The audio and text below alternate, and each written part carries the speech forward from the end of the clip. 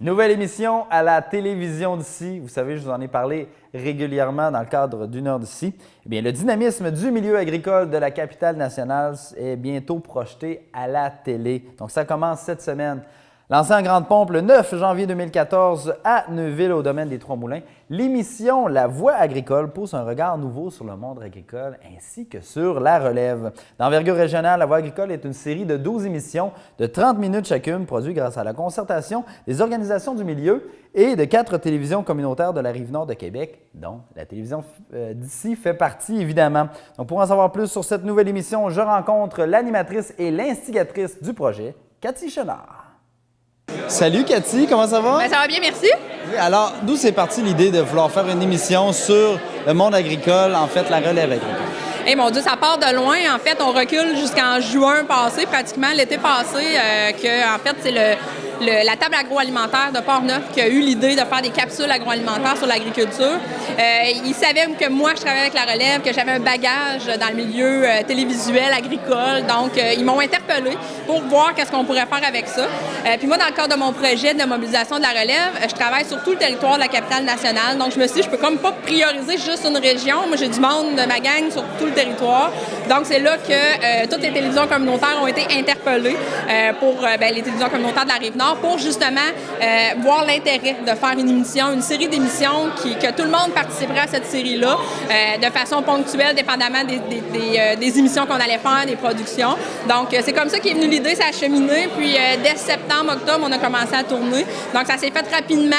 On a fait un concept d'émission pour mettre la relève de l'avant dans ces émissions-là, faire le tour des régions, couvrir le plus de productions possible. C'est sûr qu'en 12 émissions, on ne peut pas couvrir toutes les productions. Mais on est allé avec les grosses productions qui sont peut-être plus traditionnelles, que les gens connaissent, mais en même temps, il manque encore d'informations. Donc, mais on est aussi allé dans les productions qui sont moins traditionnelles pour faire découvrir des choses aux gens.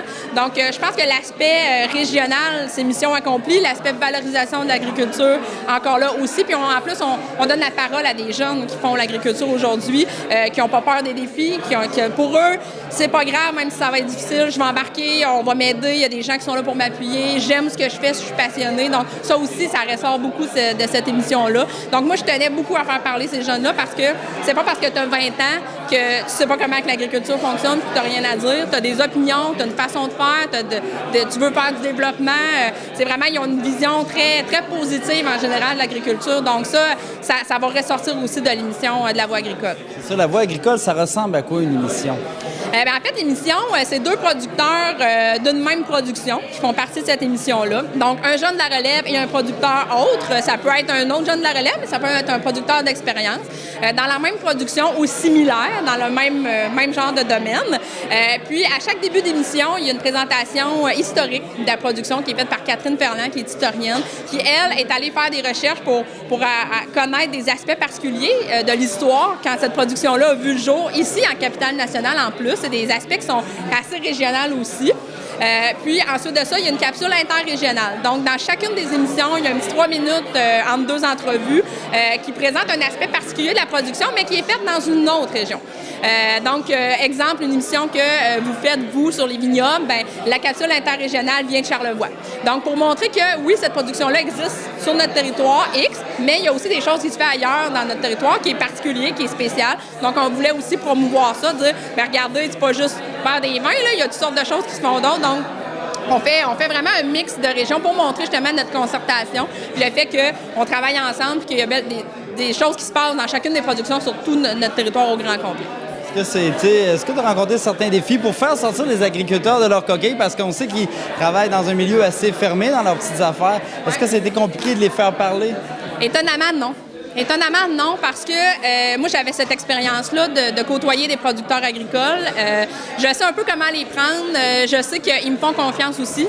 Autant que moi, je m'appuie beaucoup sur eux, justement, dans le cadre de mon travail. On a besoin de tout le monde, finalement. Fait que moi, quand je les appelais pour dire « Hey, j'aimerais ça que tu fasses partie de notre émission », premièrement, ils étaient flattés à chaque fois. C'était quasiment « Pourquoi moi? » Mais moi, avec le contact que j'avais, ça a été facile. Ça a été facile. Puis de les faire parler, il y a même des moments de télé que vous allez voir que c'est des moments très émouvants d'un producteur qui parle de sa relève, puis qui a le moton, il est tellement fier, puis ça, même moi, ça m'a déstabilisé parce que ça m'était jamais vraiment arrivé d'avoir un moment comme ça. Mais oui, il y a des producteurs qui se sont vraiment livrés, qui ont pas été gênés de ça. Ils ont l'air un peu timides, mais tu sais, quand tu parles de ta production, tu parles de ce qui te passionne, c'est facile à ce moment-là. Donc moi, c'est ce que je les questionnais. On visitait l'entreprise, je leur profitais pour justement échanger avec eux pour qu'ils soient à l'aise. Puis quand on a le temps de faire l'entrevue, ben la glace était cassée. Donc ça n'a pas été compliqué de les faire parler.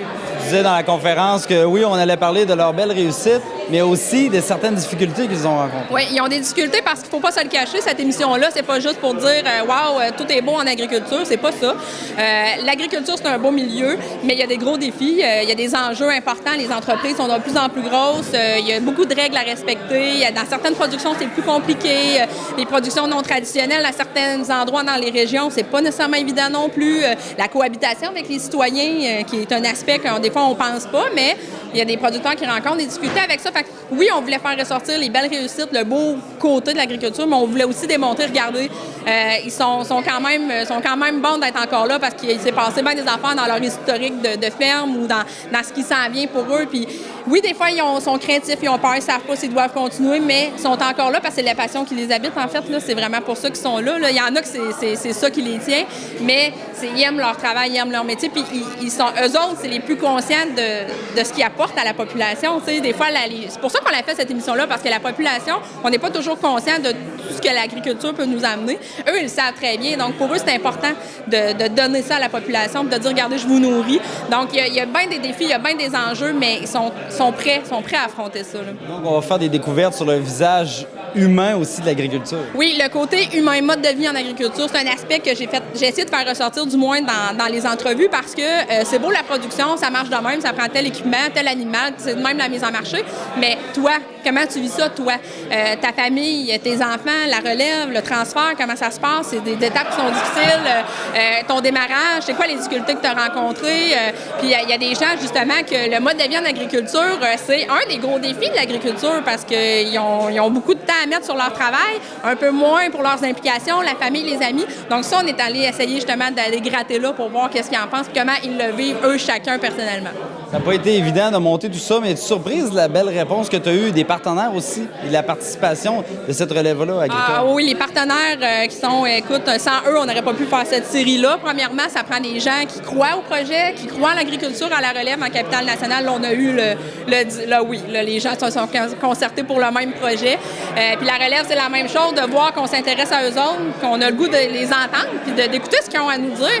C'est une fierté. Eux, ils vont regarder les émissions, puis ils vont dire, aïe, wow, finalement, ça donne un bon résultat. Puis j'ai bien fait de participer à cette émission-là parce que justement, ils ont la chance d'avoir la parole enfin. Parce que des fois, c'est ça, ils sont éloignés de tout ça. On pense pas tout le temps à eux. Puis là, d'aller les solliciter et dire parlez-nous. Fait que je pense que oui, tout le monde a été super collaborateur là-dedans. Puis tout le monde sait justement que ça va avoir un impact positif de toute façon dans leur milieu. Donc, tu as été surprise que ça ait levé autant? Non, je pense que non.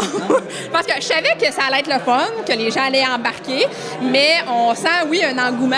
Tu sais, la Capitale-Nationale, c'est urbain aussi, mais on sent l'engouement, tout le monde, les partenaires, puis tout le monde profite justement de cette émission-là pour dire, regardez, l'agriculture est bel et bien présente. Les réseaux sociaux, ça va vite, tu le sais. On partage des liens de nos vidéos, des photos. On tient les gens au courant. Ça va super vite, mais moi, j'ai quand même des contacts qui sont très agricoles, qui, eux, ont d'autres contacts. Fait que c'est comme ça maintenant. C'est comme ça. Fait qu'en propulsant ça à cette échelle-là, on va rejoindre tout le Québec au grand complet, finalement, là, avec ce projet-là. Mais c'est ce qui, je pense, ça va rendre fiers encore plus les gens d'ici d'avoir participé à ce projet-là. Merci, Cathy, puis on souhaite une bonne saison. Oui. Puis on invite les gens à suivre l'émission. Bien, on invite les gens à suivre l'émission sur votre site, à votre réseau. Également, ça va être possible de voir un peu partout dans les autres régions, dans Port-Neuf, dans Charlevoix. Donc, les gens de Côte-de-Beaupré, d'Orléans, vos personnes vont se retrouver ailleurs en région. Donc, ça va permettre de faire connaître les producteurs de partout de la Capitale-Nationale. Merci. Merci.